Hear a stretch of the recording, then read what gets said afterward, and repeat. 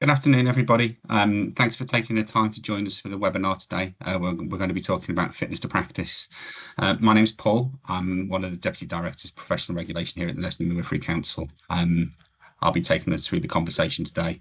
Just going to give people 1 more minute to join. So if you can, thanks for joining on time. We're just going to give people 1 more minute.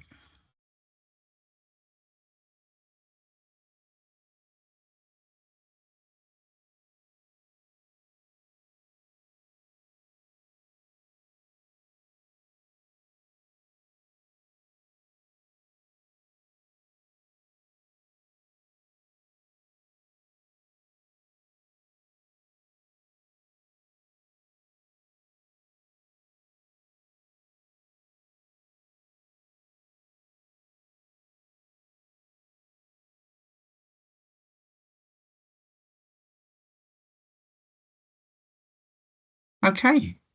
I think we're at 1 minute past 2, so I just want to say thank you to everyone for joining us this afternoon.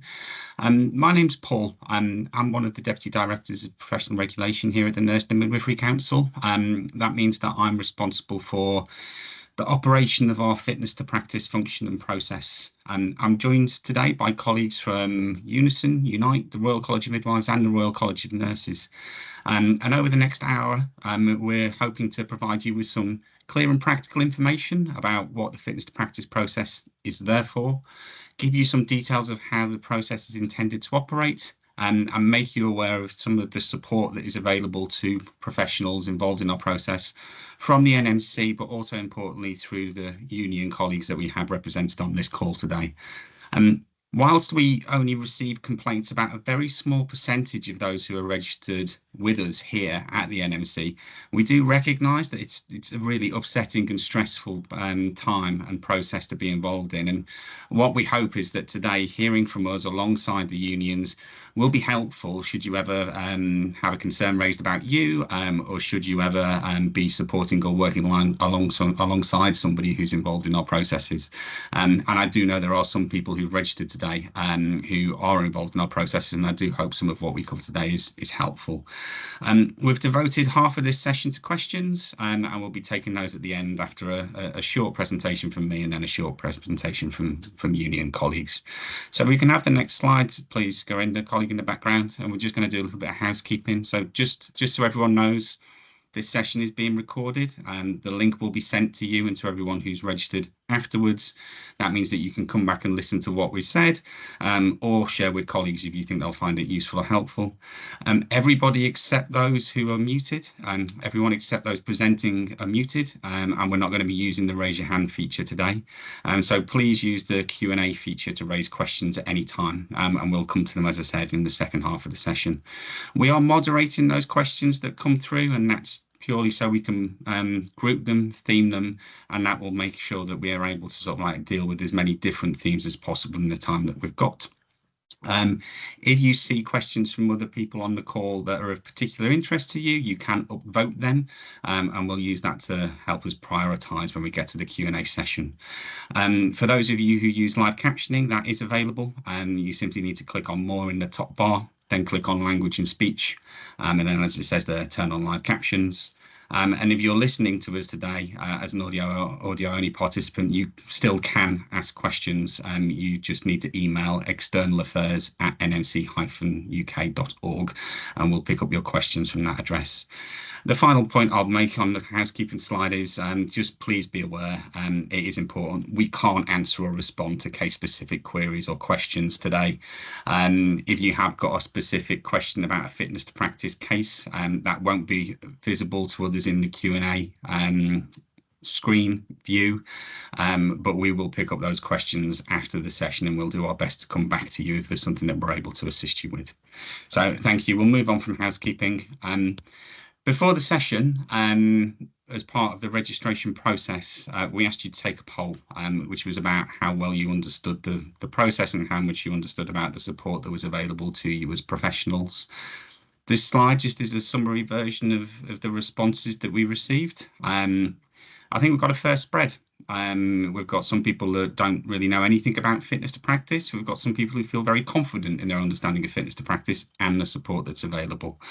But I think what we can say here is that the majority of people fall on the not very confident or don't know very much about fitness to practice at all side of the line. We're going to rerun this poll at the end of the session, and what I'm hoping is that we'll have been able to provide you with enough information to make you feel a bit more confident and understand a bit more about what it is that fitness to practice entails and the support that's available to you. So we're going to stay with me for a little while, and I'm going to talk to you about fitness to practice, give you an overview of what we do and how we intend to do it, and the different decision points throughout the process. So if I can have the next slide, please. So before I get into the detail of the fitness to practice process, I wanted to really just say at its highest, the purpose of fitness to practice is really about public protection and protecting the public. In fitness to practice, we do that by investigating concerns about nurses, midwives, and nursing associates. As I said in my introduction, very, very few people are referred to us at the NMC. We receive very few concerns as a percentage of the register. I think out of the 140,000 people that are registered with us, we receive concerns about less than 1% of those individuals on an annualized basis. So the numbers are small, but the impact is significant for those individuals. It's also really important to understand that the aim of the process and the aim of fitness to practice is not to punish people for past mistakes. That is not why we're here. It's to understand for concerns that we've received, what future risk might a professional pose to the public based on the information that we're provided with. Throughout the whole process, we're looking to really encourage openness and learning. We're trying really hard to promote a professional culture in the wider sort of professions that really value equality, diversity, inclusion. And we want to make sure, as I said before, that the professionals on our register are fit to practice safely and professionally. The final point on this slide, the blue bit at the bottom, is that you can see what we want to do is we want to make the right decision on the cases that we have as quickly as we possibly can. Now, you as professionals on our register will well be aware that we are taking too long to process our fitness to practice cases at the moment, and we genuinely are sorry for that. We understand the impact it has. And indeed, I know that there will be individuals on this call today who are involved in the process, and some of the experiences that you may have had may not have been as positive as you or I would have wanted them to have been. I am sorry if that is indeed the case. But what I wanted to talk about today is the process, the significant investments that we're making to make sure that we can improve. We are seeing some progress, but I think as we do go through the presentation and we have this conversation, you can see that there is still some way for us to go, but we will get there. So in terms of the process itself, if I can have the next slide, please. The process is represented on that diagram there at the top, which goes from left to right. And I'm going to talk us through that process from left to right in order. So we receive concerns or referrals, as we call them, into our screening team. And when we receive those concerns, what we do first is we make sure that we're the right organisation to be dealing with the concern raised, and that the concern that has been raised with us shows that there is some sort of risk of future issues that requires us, therefore, to carry out further investigation. When we receive a concern, our starting assumption is that the profession usually is safe to practice, unless we've got evidence to the contrary. Last year, of all of the concerns that we received, we decided actually that it wasn't necessary to investigate in 72% of the cases. So the vast majority of people who come into contact with our fitness to practice process go no further than screening. We've been making great strides, I think, over recent months to improve the pace of our decision making at screening. We've recently published new guidance for our screening decision makers, which again focuses very much on making decisions which are about the management of future risk. Our screening teams can decide that there is a need for a further investigation to take place. And last year they did that in 28% of the cases that we received, or the concerns that we received. And you should know that where we think there is an immediate risk if a professional were to continue to work during the duration of an investigation, then we do have the ability to ask an independent panel to review that case and decide whether or not someone's registration should be suspended, or conditions should be put in place on their registration whilst we carry out our investigation. And again, those restrictions are based very much on an assessment of risk and the risk of things potentially going wrong again in the future. Where we do put in place restrictions, those restrictions are subject to review, and professionals and their representatives can request reviews during the life of the restrictions for our independent panels to look at. So if we look at the next stage of the process, which is investigation. So we've made our screening decision. We've decided that there is something potentially there in terms of risk. What the investigation does is it gathers more evidence and more information about the concern that has been raised with us. Evidence might be documents from your employer, witness statements from individuals who might have observed the incident or incidents that we're investigating. And we gather that evidence, and once we've gathered all of our evidence, we share it. We share it with the professional involved in the case and their representative, and that's very much to give individuals and their representatives an opportunity to provide a response to what we have found. That response is then taken into account at the next stage of the process, which is a decision by our case examiners. So we can go to our case examiner slide, please. Thank you. So our case examiners, as I've alluded to there, they consider all of the evidence which has been gathered during the investigation, and they make a decision on whether a case can be closed, or whether a further decision needs to be made by an independent fitness to practice committee panel. Case examiners work in pairs, so there's two of them. So there's always one professional from the register, so a registrant, and one layperson contributing to the decisions made by the case examiners. In around half of the cases considered by case examiners, they decide that an independent panel needs to look at that case, and they forward that case on. They do that because they've decided that there's a realistic prospect that the evidence from the investigation would show that the concerns raised did actually happen, and that based on what happened, there might be a need for some form of restrictive measure. There are, however, other options that are open to the case examiners. So they may decide to close a case, and as it says here, that happens in more than 30% of cases that case examiners decide on. And where they decide to close a case, that might be because the professionals already addressed the concerns about their practice and provided us with evidence of that. They might close a case and issue advice or a warning about past conduct. And it's also open to our case examiners to agree undertakings with the professional. So that might be, we have evidence that the concerns raised did happen, but we can agree some measures with the professional to put in place in their practice, which means the risk is managed and there is no need for the case to go forward for a panel to make a further decision. So what I'm saying here is all of the way through the process, there are opportunities to engage and provide us information which fully inform the decisions about how far the case progresses through the process.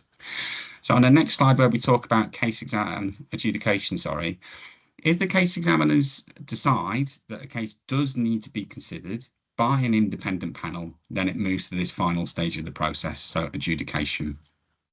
At this point, our legal team review everything that's gone before in its entirety, and they decide what is it that we're going to put forwards to the independent panel. Our legal teams then write to the professional and their representative, setting out our view of the case, and asking again for a response to that. The case is then put to a panel who will consider our view of the case and the professional and their representative's view of the case, and they will then decide whether or not restriction is needed on someone's practice. So in 35% of cases, panels do decide to remove people from the register. This is called striking off, and that happens in the most serious of cases that we manage. But panels do have a range of other measures that are available to them. So it might be that panels decide to suspend an individual for a period of time. It might be that panels decide to impose a conditions of practice order. So similar to undertakings, that's about agreeing a range of different conditions to put in place on practice, which will enable risk to be managed. And that happens in about 14% of cases. And those conditions are just kept under review in the hope that eventually they will be removed and people will be able to return to safe and effective practice without restriction. Panels can also actually decide that following their submissions from ourselves, representations from the professionals, that actually they don't need to impose any restriction whatsoever. And that happens in around 20%. On the slide, it says 21% of the cases that are decided on the panels. I think it's fair to say that our panel members are greatly assisted by professionals and representatives really engaging with the process. Information from professionals about what they've done since the concern was raised, how they've reflected any training that they might have taken, and so on. That really helps panels. It helps them understand and assess what the future risks posed might be, and therefore the most proportionate way to mitigate against those risks. And then the final thing that I would just like to mention about adjudication is that most people, when they think, well, I think this, and this is certainly what I hear from professionals when I talk with them, most people, when they think of fitness to practice, they think of that physical panel of independent people sat in a hearing room with witnesses, with cross-examination and a full tribunal type setting. And in some cases, that's right. That does happen, and we call those fitness to practice committee hearings. And if a professional or their representatives indicate that they would like to have a full panel hearing, that is absolutely their right, and we will arrange one. They are legal proceedings, and they do involve things like cross-examination and all of those things that you might expect. However, hearings are only one of the ways in which a fitness to practice hearing in front of a panel can be resolved. There are alternatives to fully contested tribunal hearings, and that might be meetings where panels can make decisions on papers presented to them rather than the need to call live evidence. We also have something called consensual panel determination, which is where we work with professionals and their representatives to effectively agree what we think the facts of the case are and what we think a reasonable outcome might be from that. It's then for the panel to decide whether they adopt that or not.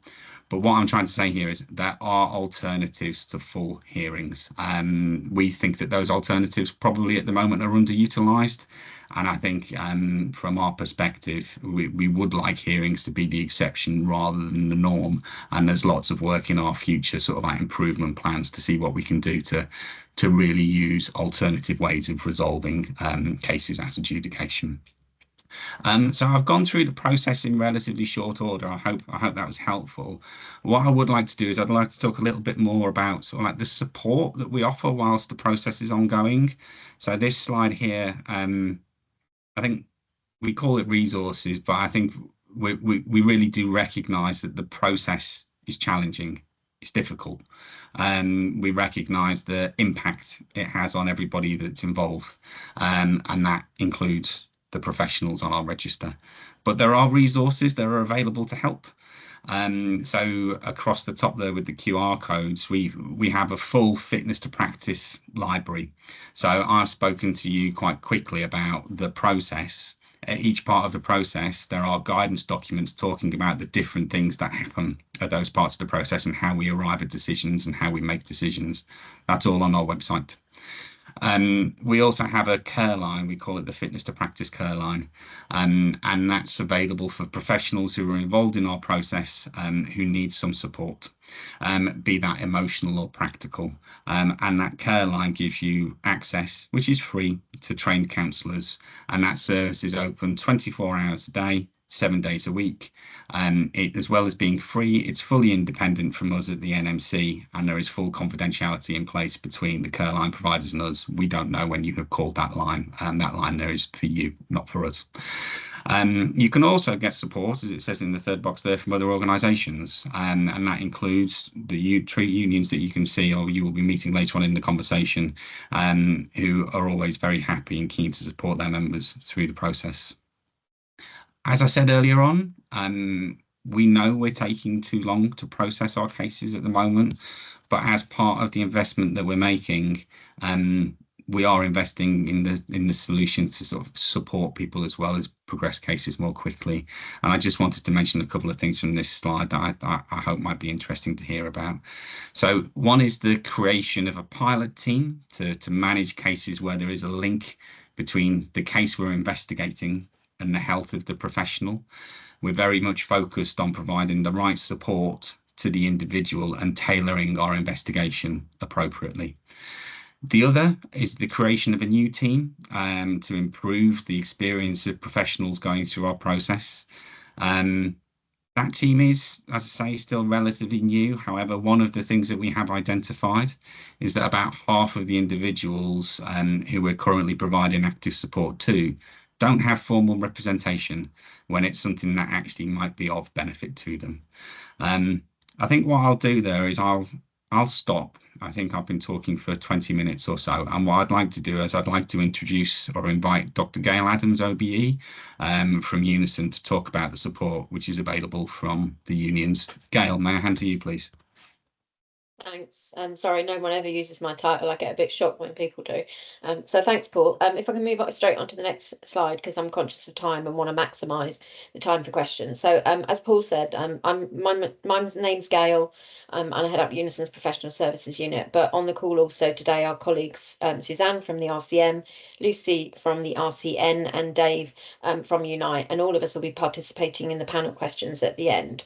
So the most important thing in terms of key messages that I'm conveying to you on behalf of all of us is really make sure you're in a union. I know it sounds simple.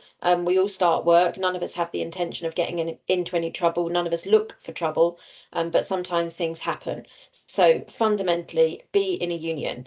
I'm in a union, and when I was a student, I was suspended from duty. I was suspended from practice for a year because of a health condition. I've got no doubt in my mind that had I not been in a union, I wouldn't have gone on to have the career that I did, or to achieve the roles that I am currently achieving, and therefore the ability to talk to you. So I've got a lived experience. It really does matter. It makes a difference. So there are rules with union membership, and I'm not going to take you through them, but the most important thing is be honest with us. We're not going to judge you if something's gone wrong. We're not going to criticise you if something's gone wrong. But the more you tell us, the more you're open and honest with us, even about personal things that you feel may have been a factor in the case, the better we can support you. If you hold anything back from us, then all you're going to do is impact on our ability to be able to represent you to the best of our personal abilities. So, and the third and final bit is maintain your membership. So join a union, always tell us the truth, don't hide anything back from us, and maintain your membership. If we can move on to the next slide, please. I call them the 3 golden rules, and they'll be the same in all of the unions, perhaps slightly differently. Paul's covered this, but I want to basically cover it from a trade union perspective. So each of my colleagues will tell you that the vast majority of cases where people are represented, we get early case closures with no case to answer at the earliest possible opportunity. The reason for that is we're objective. Anyone who is involved in a local investigation or disciplinary, or who's subject to fitness to practice, it's very difficult for you to be objective because it's about you. It's often about something that's happened, something you may have seen, something that may have occurred on a shift. So your views and experiences are going to be quite subjective. So we work with you at screening. We will work with you on what we call early submissions. So what we would want to say to a regulator at this stage, based on the current information we have available to us. And the earlier we've got your case, the sooner we can be working with you, the better the outcome will be for you, and the sooner it can be achieved. That's even with the delays in the NMC process that Paul's rightly been open and honest about. So stage 1 is screening. If it goes out of screening, it can't go back. So sometimes when we're acting for members, as my colleagues will as well, we'll speak to the NMC or another regulator, we'll ask for more time. If we can keep it at screening, even for a few weeks, so if you've had a bereavement or if you're struggling with a piece of reflection, if we can speak to the NMC and say that we want to do early submissions, but you need a bit more time, it can stay in screening. But once it leaves there, it cannot go back. even if there's new information. So investing time and energy at that stage is really crucial. So as Paul said, the next stage is the investigation. So what will happen is the NMC will go away and they will investigate matters. Now, they have statutory powers to compel different people and organisations to provide them with information. However, those statutory powers do not come with the ability to be able to get into an organisation and obtain the information themselves. So sometimes delays are are involved because employers don't provide the information in time. And again, if we know the employer, if we're involved with the employer, we can use our local contacts to try to expedite that process. At investigation, the NMC may also take witness statements, but at the same time, what we're doing is working with you to think about, well, what don't we know yet? What's missing? Is there other information that we could be working with you to obtain and that we can use? The reason behind that is that when you get to the third stage, which is the case examiners, there's quite a limited time period to respond. Now, in all of our experience, the NMC are flexible. So if we say we want longer to make submissions to the case examiners, that's never unreasonably refused. And indeed, I'm always juggling response deadlines. So I'm probably the worst culprit of requesting longer for case examiner submissions. But I'll do so that we can make the strongest possible submissions with the objective of getting the case closed at that stage and not progressing further.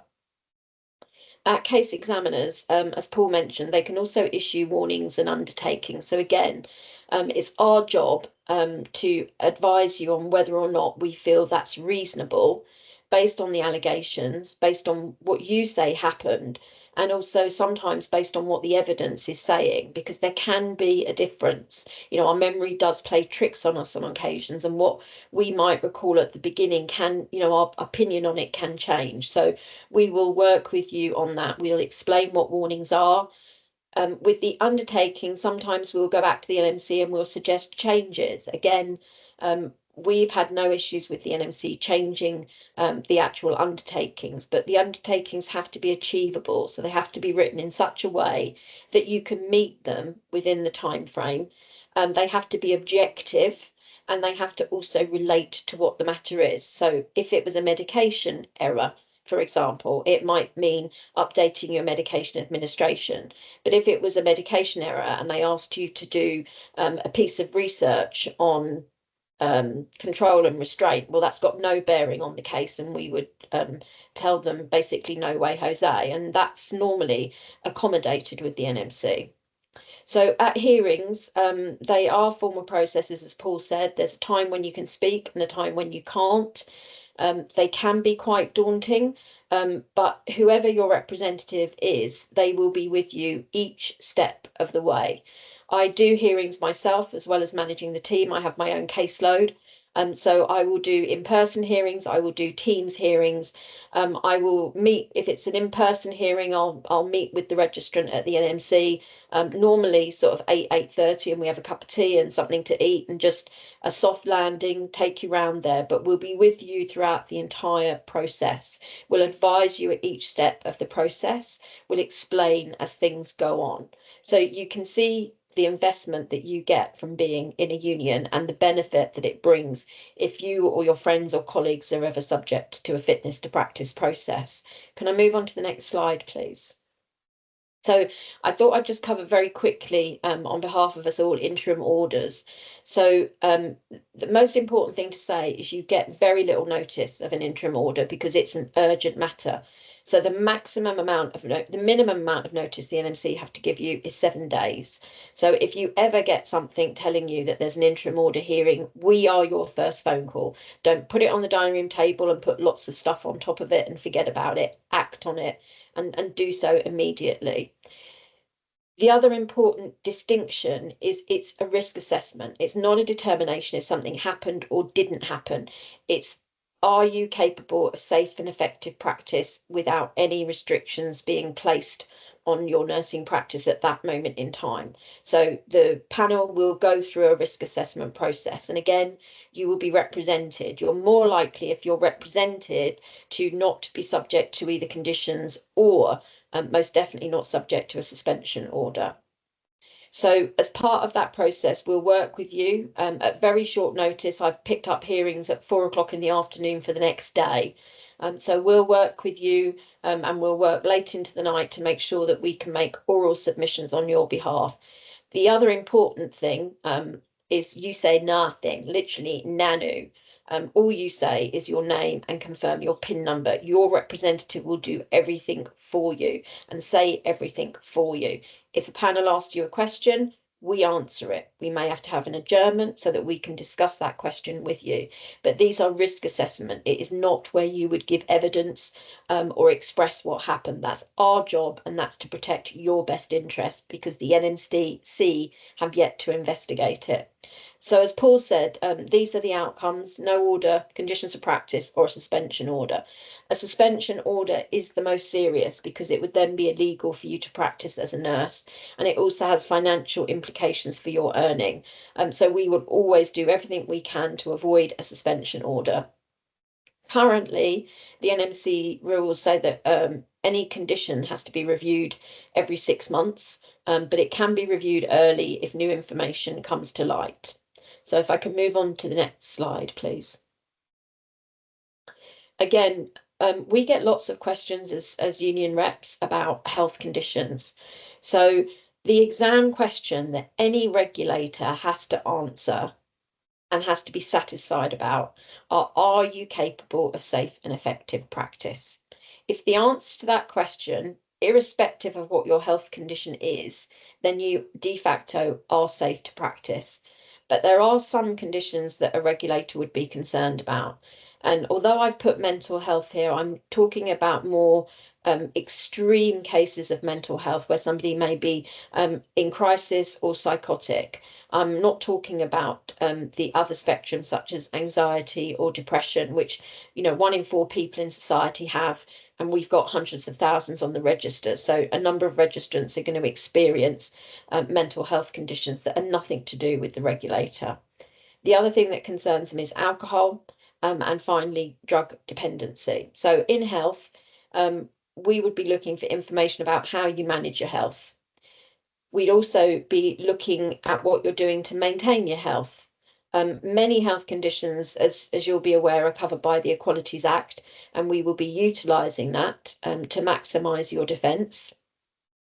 The other thing that we'll be looking at is, if you're working at the minute, what is the evidence of your current practice? So if somebody, for example, had an alcohol dependency and they were either managing their alcohol intake to a normal level or were abstaining, we might have evidence of them engaging in therapy. We may have evidence of them continuing to practice safely and effectively. And when, as you know from caring for people who may have substance misuse issues, where people have health conditions affecting that, sometimes how they appear, how they speak, how they present can be affected. So all character references about the quality of your work, your communication, other corroborated information is a really effective way of demonstrating to a regulator that there are no health concerns.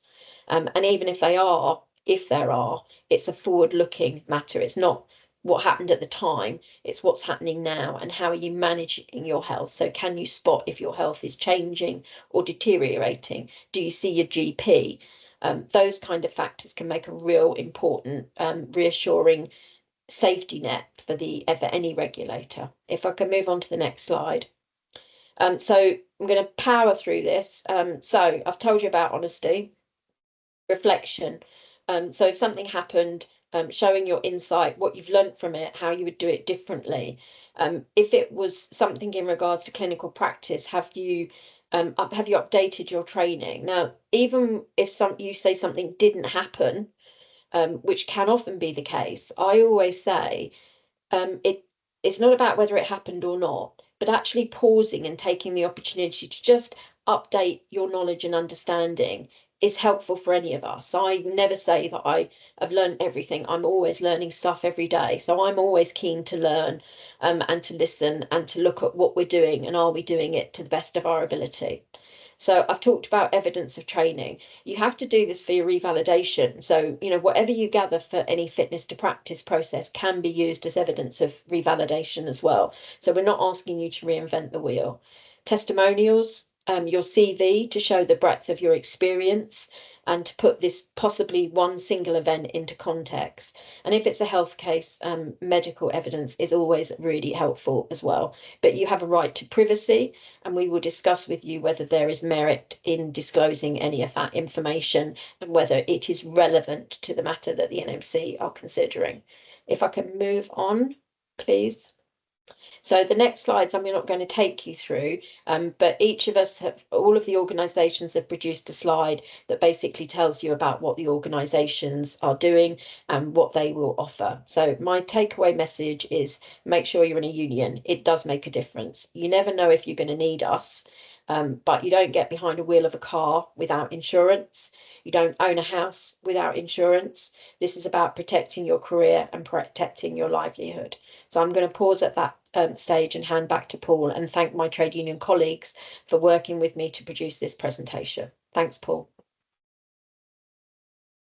Thank you, Gail, and thank you to you and colleagues for taking the time to put the presentation together and to deliver it. I can see there's lots of appreciation for that on the screen.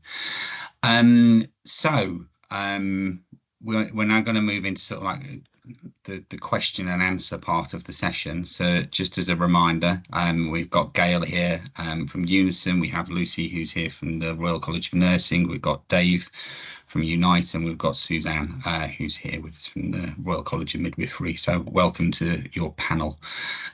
Just a gentle reminder, as what I said at the start, we're not able to talk about specific cases, so we will be taking those questions and answering those offline where we can. It would be good as well to use the full entirety of the panel here. So I would ask Caitlin, who's going to be taking us through the questions and answers, to make sure that we get an even spread, please, Caitlin, across the panel of questions that we've got coming through. Anything that we can't respond to now, the intention is very much to provide full answers afterwards. Caitlin, can I come to you, please? Yes. Thank you, Paul, and thank you, Gail. We'll start with a question for you, Paul. We've had a few questions come in around the length of time that referrals are going through the fitness to practice process. So a few things on that vein. Firstly, why have cases been in the process for so long? Is this due to a backlog? And if so, when can we expect that to be brought down to a more reasonable length of time? While cases are in the fitness to practice process, what support is available, financial or otherwise, and how do we manage the risk to the public if the professional is still practicing during this time? Sorry, that's quite a few questions in one go, but all related to longer cases. Thank you.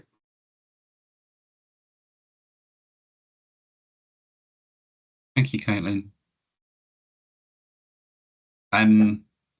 So cases are in the process for too long.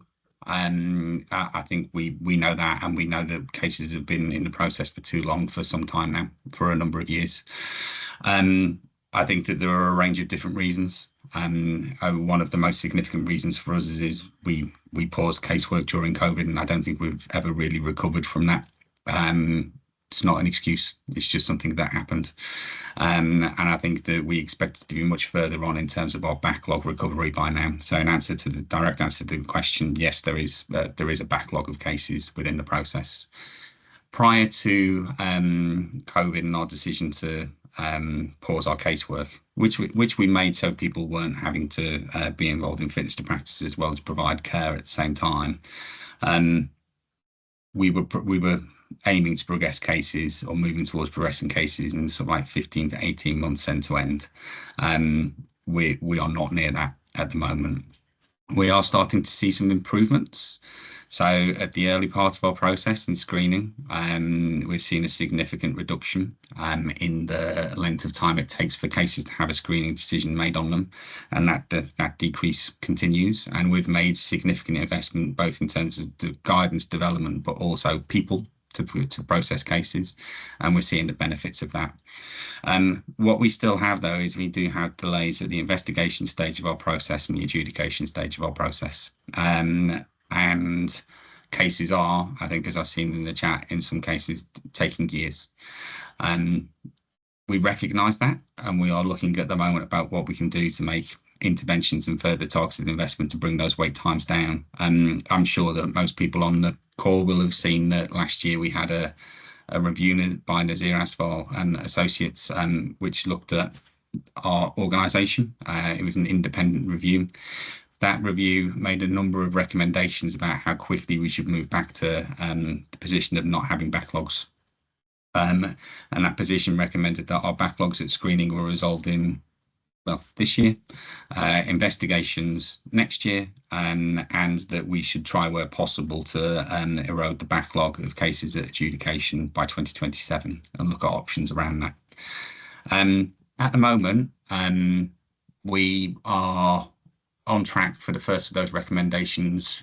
We're off track for the second two. And as I say, we're looking to make investments there. Some of our casework is affected by things like third-party police investigations, third-party investigations, with cases going for coronial inquiries and so on and so forth. Those things naturally take longer. But I think what we've seen is that the lion's share, the majority of our cases have just been taking too long. And that's primarily about having the right people in the right numbers with the right tools, and we're taking steps to address that. In terms of ensuring that risk is managed all the way through the process, we do look at current levels of risk and whether or not that level of risk escalates to the point where interim restriction is needed. So in answer to that question about how do we make sure that the public are protected, we are constantly throughout the process receiving information. And we review that information and we assess that information. If we think that the risk level is escalated, we will convene a panel to make a decision on whether or not interim restrictions might be needed. Similarly, if we receive information that the risk level has reduced, we can convene a panel and we can ask the panel to lift that restriction, remove that restriction that's in place. Caitlin, you asked a third question and I didn't manage to take it down in time. I think it was the second one that you raised. The second question was on support available, but I think since we are running low on time and that was covered later in the presentation, we will share the slides later on, which has QR codes linking to all the supports available for people going through the process. And I think maybe now we can move on, if that's okay. A question for our union representatives. What can you do if you are unhappy or feel the support that your union representative is giving you is not sufficient? Would anyone like to take that first? Shall I give that one a go, guys, and you can chip in? So I think, firstly, if you're not happy, then make that clear to whichever organisation that is. All of our organisations will have a complaints process. The one thing I would say, though, is just remember, if we are representing you, we are trying to do the very best we can for you and to get the very best outcome. And sometimes that might mean you hearing things that you may not want to hear. So depending on the case, we will be able to resolve things early, but sometimes, for example, we may advise you, we're not going to make early submissions in this case because this is very serious and it's going to go to a hearing. For example, a registrant may be unhappy at that. They may want to make these submissions, but we're doing that to protect your best interest, because at that early stage, you may not have had full disclosure of the information and your account may change. That's particularly important, I think, if you're not working in that organisation anymore. You don't have access to any documents if you're not directly caring for someone. So sometimes it's not in your best interest to respond, but that can be quite challenging because we're always saying early engagement, early response, get the best outcomes. But in some cases, that's not in your best interest. But if you've got a complaint, then raise it. If you're a member of Unison, let your case officer know. They will make me aware. and we can review it. But what I would say, and you may not like this, is I employ a great team who work hard, and they work well over their hours to get everyone the best results that they can. So all of my team do the absolute utmost, as will every other trade union here on the call. But use the union's complaints process if you're not happy. It may be that your concern, we've not properly addressed it, or it may be that you've got additional questions that we can go through. But there's always a complaints process, and that's really where you should start. I don't know if I can just sort of add to that, that certainly from the perspective that I have working with members at Unite, is sort of to welcome feedback in terms of how people feel the service is working for them, because it might uncover, something that I've done that they feel is wrong and I can improve on. I'm an NMC registrant myself, so I need to revalidate every 3 years and think about the practice related feedback that I get. But also it might uncover other issues that are going on that actually aren't related to the support that the Unite's offering, for example, but is an issue with the NMC process. And obviously, if we're aware of your concerns, then we can raise them. So just thinking back to, I'm a registered nurse and a registered health specialist community public health nurse, health visitor myself. I always wanted feedback from clients because that's how we improve our practice. So, never be afraid to raise concerns because, hopefully with that we can improve. Great, thank you both. We have another question here, which I think is nice. It gives us a chance to hear from all our union representatives, which is that Unison has a professional unit. Do all unions have the same, and is that required for local representatives to support members going through fitness to practice workplace issues at any time? I'll jump in there. You broke off slightly there, but I think, was it asking if we have regional representatives and support, and is that the same with each trade union? Was that the question? Yes, apologies. Yeah. Yes, we do it at the Royal College of Nursing, and I'm sure it's the same for the others, and they will be able to speak. But regionally, our membership is broken up geographically, and local issues that we have representatives in local workplaces to support, and then matters can then be escalated to the legal team. And there's the regulatory side, there's the employment side, but I'm sure that's the same for everybody, that there is regional geographical support for membership for trade unions. And that's why it's so important to be involved, because it might not be a legal issue that you have that involves the NMC. It could be a workplace issue that you need support with. It could be a sickness meetings, disciplinary meetings, things like that. And that's why it's really important to be members of a trade union, because we can offer so much more than just support in this forum. Great, thank you. Dave, we'll come to you next. Just to emphasize what Lucy said, we do the same. In terms of Unite, we do have local workplace representatives that would be supporting members, but we wouldn't expect them to lead on NMC fitness to practice cases. The main person should be the regional officer, but the regional officer has the opportunity to link in with experts, people like myself, lead professional officers, but then as we get to the point of needing support at hearings, we then have a legal department and our solicitors that we send cases to. I've actually put information on the slide from Unite on that, so when you get the pack of information afterwards, you'll be able to see that in a bit more detail. I think, like Lucy said, though, that all these cases aren't just with the NMC involved. Workplace issues will be with the employer. It might be with other people, and also, potential to have the DBS or the different disclosure and barring services around the country. So, it's important to think about that as well. And Suzanne? Yeah, just really to say that we have a very similar model to Unite, in that we have workplace reps, regional officers, and then once a case passes through screening, we have a legal team that then work really closely with regional officers to navigate the NMC's fitness to practice processes, and all that information is on our slide at the end. Thank you. Great, thank you. Next, we have a question for everyone. So what work will be done by the NMC and the unions to look at, firstly, the number of registrants unable to gain employment while they are going through the fitness to practice process, and secondly, the numbers who leave the profession despite there being no case to answer?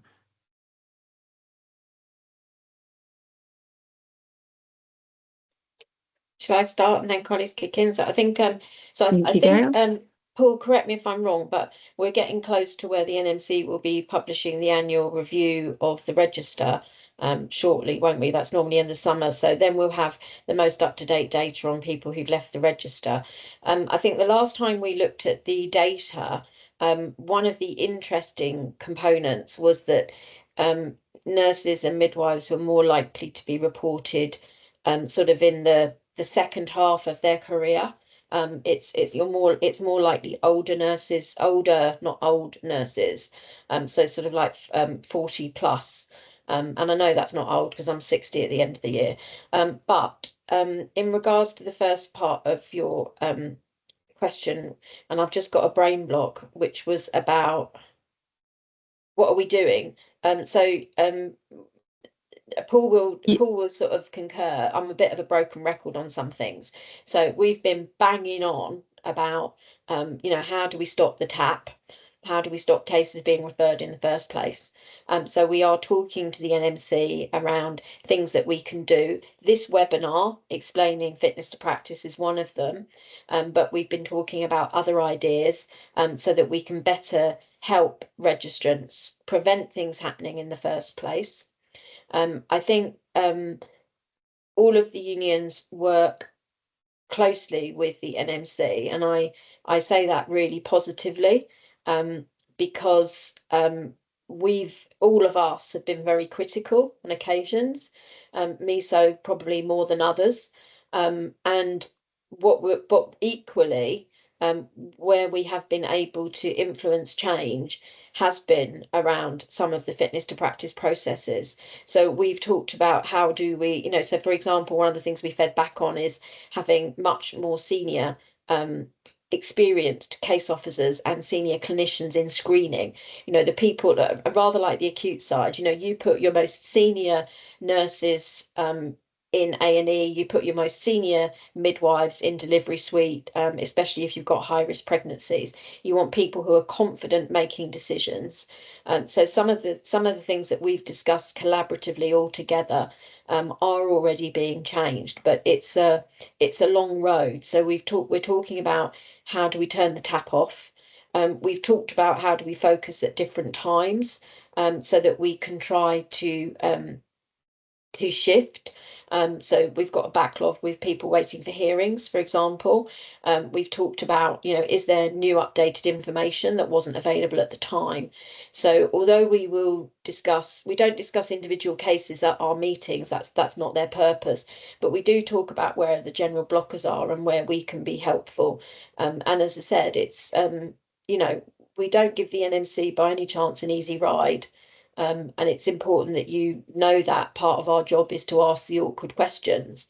But equally, we recognise that everyone at the NMC is working hard, and the position that they're in, nobody wants to be in. Nobody wants the backlogs. You've got really good, dedicated people who are working at the NMC. And we want to make sure that we can help them do the job to the best of their ability. So where people, and it goes back to the beginning, if you're in a union, it's easier for us to help you navigate the system. But if you're a bit lost, you can sometimes just be worried. And the default position we all go into is just, do nothing. I'm sure it will disappear. And the sad reality is that when it comes to regulatory proceedings, they don't disappear. We need to engage and resolve them somehow. So they were just my observations. Suzanne, Dave, Lucy, Paul, I'll hand over.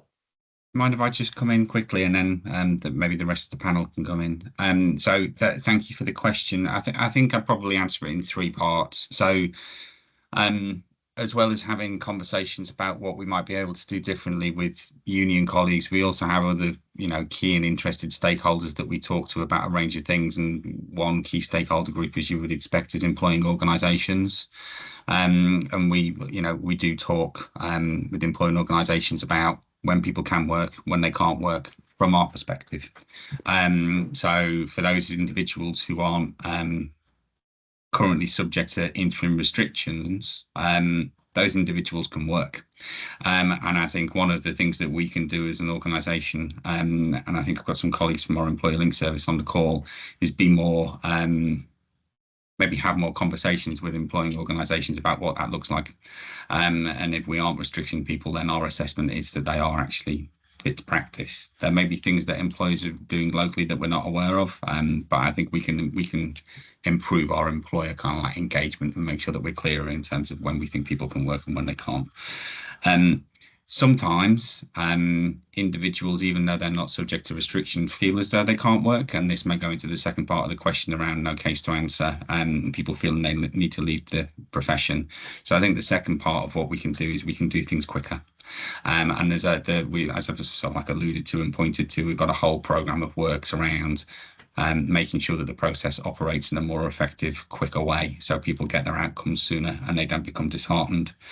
And then it sounds slightly trite, it's not meant to, so forgive me, but I think that the third thing is more of this. I think one of the things that as an organisation we communicate a lot, but I think we could do more, certainly on my part and the parts of my teams within professional regulation, to talk more about fitness to practice, to raise awareness of it, is raise awareness of what we're trying to do, raise awareness of the benefits of engagement at all of the different points, and raise awareness of the benefits of things like union membership, so that people can engage with us, people can fully participate, and people can get their cases resolved quicker. I wouldn't have anything else to add. Lucy, Suzanne, Dave, anything else? I was just going to say that we know one of the benefits of being in a trade union is if there are interim restrictions during the course of a case, we will advise on the evidence that's needed to try and chip away at those, or to get rid of that interim order, or to get suspension, downgraded to conditions and then work, because, an investigation can take quite a long time. Interim orders are reviewed every 6 months, but we can apply for an early interim order if there's evidence that the risk level has changed. So these are just all the sorts of things that we can advise on, if you're a member, and we're there to help you and to support you with that. Me next. Yes, Suzanne. Hi, I was just going to say that actually my experience currently with midwives is that actually many referrals are not coming in from employers, they're coming in from service users. And actually many of our members are continuing to work while they're going through this process. And I would really encourage them, as Lucy has said, to be a member of a trade union, but also to use the services that the NMC have for support, because actually being employed and going through this process has in its own way its own challenges. It is very difficult to drag yourself into work and work to the highest of standards while you're under this process. So wherever there is some support from your trade union or the NMC, I'd really encourage people to access it, because I would imagine it's probably an underused resource, is it, Paul? As in, probably not so many people use it as you would like.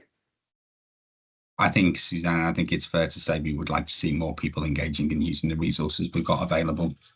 And the thing is, if more people do and there is a greater need for it, then we can make decisions about how to resource that up. So please do use what is available to you. I'm very aware of the fact that we're running up to time, so I don't think we've got time to take any more questions now. So I apologise to people who've not had their questions responded to, but we will respond separately. What we would like to know, if it's okay, and you should see a poll in front of you now, which is just as a result of what you've heard over the last hour, how do you feel about your understanding of the fitness to practice process and where to find support?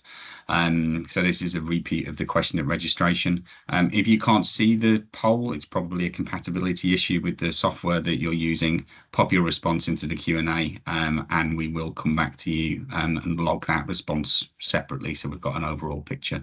But if you could just respond to that, a quick survey for me, that would be great.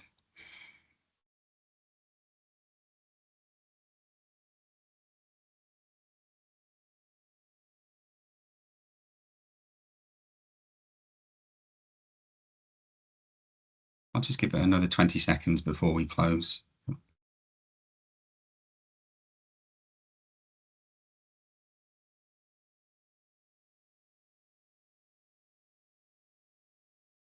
Okay. I don't think the numbers are changing too much, Corinda, so maybe we'll close that down and we'll take any further things that come through the Q&A, if that's okay. But what I can see there is that we've got some changes in terms of feeling a bit better and a bit more aware and confident. We do have some people who are still not quite sure, but I think what we've seen over the course of the last hour is some progress. And I'm really grateful to colleagues from the unions for helping out with this session, because that's exactly what we wanted to see. I'm really grateful to you all for making the time to be here today. As I said, the start of all of this will be shared. Share it with your colleagues, watch it back. But importantly, we're committed as an organisation to doing more of this type of thing. So if you think that there are sessions that might be useful on particular parts of the fitness to practice process, let us know. If you think that there are sessions that could be more helpful in terms of specific offerings from the unions around specific things that happen that we haven't covered today, let us know. We really want to support professionals in terms of building understanding and building ability to engage with the process. And if you have got any ideas, please do email us at externalaffairs@nmc-uk.org, and we will get back to you. I think I'd just like to end there by saying thank you. Thank you to fellow panel members. Thank you to everyone for taking the time to join the call. It's very much appreciated, and we will speak with you soon. Have a good afternoon, everyone.